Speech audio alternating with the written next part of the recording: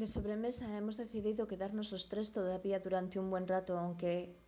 esto después de preguntarle a la mujer que nos servía los platos si en esa esquina junto a la ventana le molestábamos para algo. Y mientras Neye finalizaba su esbozo en el Moleskine, Esba terminó de explicarme cómo había sido la experiencia sensorial que ellas habían tenido en el interior de la caja metafísica. Primero me habló de un olor peculiar e intenso que era como si el salitre del mar las golpease y se mezclase con el de la tierra mojada tras la lluvia con la que culmina una de esas tormentas de fuerte aparato eléctrico. Un olor que era envolvente y ascendente, y a su vez, al instante, con el del hierro como un pigmento y al instante, con el aceite de un lienzo impregnado de un color denso, y a su vez, con el fuego en el que crepita la resina de la madera y mientras escuchaban una especie de zumbido y empezaban a girar despacio sobre ese centro místico y la temperatura descendía y el universo comenzaba a extenderse sobre ellas en toda su inmensidad, como si realmente la noche en el campo se les hubiera echado encima como un manto.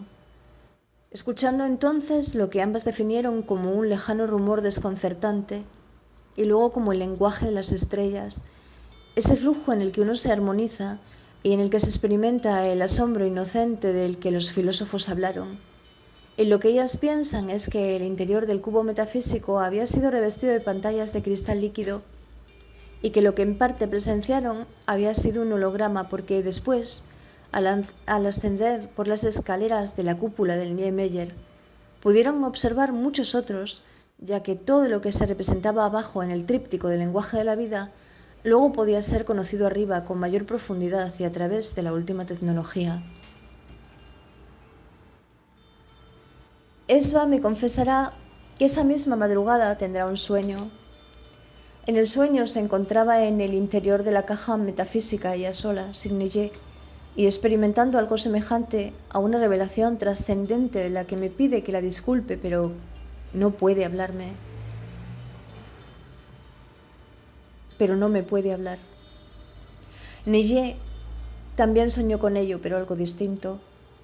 Neye vio cómo se materializaba ante sus ojos la doble hélice de la molécula del DNA, circundándola por entero como una escalera gigante e infinita, y hasta que la fuerza de la gravedad la hacía caer vertiginosamente.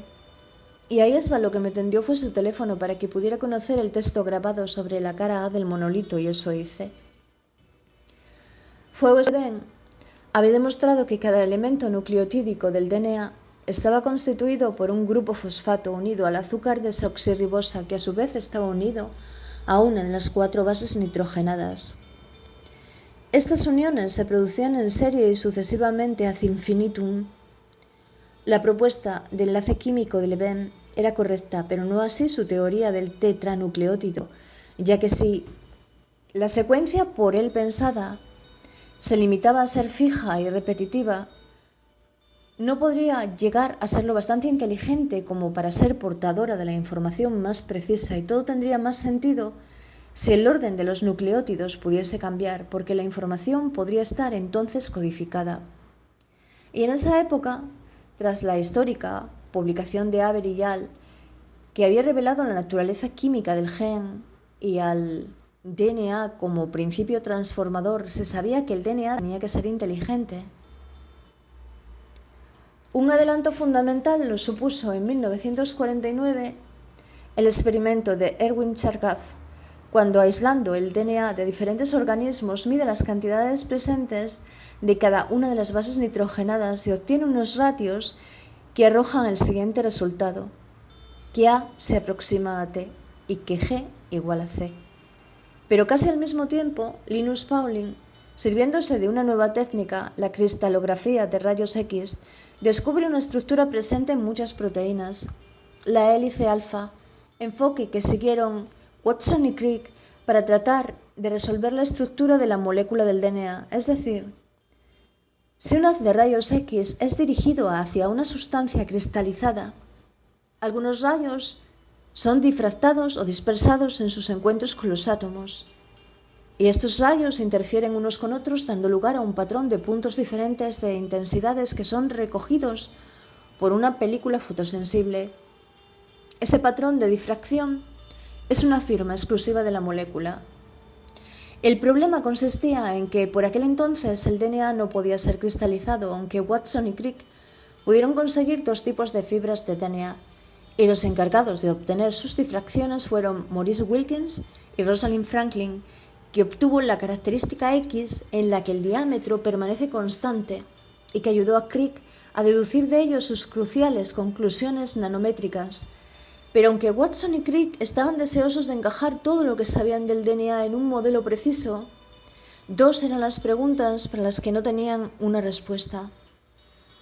¿cómo se acoplaban ambas hélices y cómo estaban ordenadas las bases nitrogenadas? Pauling, adelantándose, apostó por colocar los grupos fosfatos en el interior de una triple hélice y se equivocó. De manera incomprensible, el hombre que había escrito el tratado sobre el enlace químico olvidó la carga negativa del átomo de oxígeno de cada grupo fosfato. Y un día, poco después, Watson se puso a jugar con unos modelos de cartón de las nitrogenadas. Él sabía que los nucleótidos podían emparejarse y formar interacciones débiles llamadas puentes de hidrógeno, al contrario que los fuertes enlaces covalentes formados por el fosfato y el azúcar, y hasta que dio con una combinación en la que el emparejamiento concordaba con los ratios establecidos por el experimento de Chargaff y en la que los pares de bases enlazados espacialmente tenían la misma anchura. La guanina forma 3 puentes de hidrógeno con la citosina y la adenina 2 puentes de hidrógeno con la timina. Watson, biólogo de profesión, había llegado al convencimiento de que en el emparejamiento de las bases residía la clave de la estructura del DNA, y Crick, un biofísico, estaba de acuerdo con él, apuntando a la idea de que debido a ciertos ángulos de enlace y a la proximidad de los pares de bases, las 2 hélices debían correr en dirección opuesta, es decir, las 2 hélices eran antiparalelas. Así pues, el DNA era una escalera de mano retorcida sobre sí misma, en la que las cadenas de azúcar-fosfato eran las guías y los pares de bases los peldaños. El hermoso modelo que contemplaron aquella mañana del 28 de febrero de 1953, la compleja simetría de la molécula del binomio de la vida, que describieron en 900 palabras para la prestigiosa Nature, finalizando su artículo así: no ha escapado a nuestra observación el hecho de que el emparejamiento específico que hemos postulado sugiere inmediatamente un posible mecanismo de copia para el material genético. Nige guarda un gran parecido con la Madonna de la Rosa de Antonio Boltrafio y Esba, en algún sentido, con Eddie Lamar. Decidimos dar por finalizada la sobremesa en ese momento, y yo voy a aprovechar para tumbarme sobre la cama durante un par de horas, después de darme una ducha.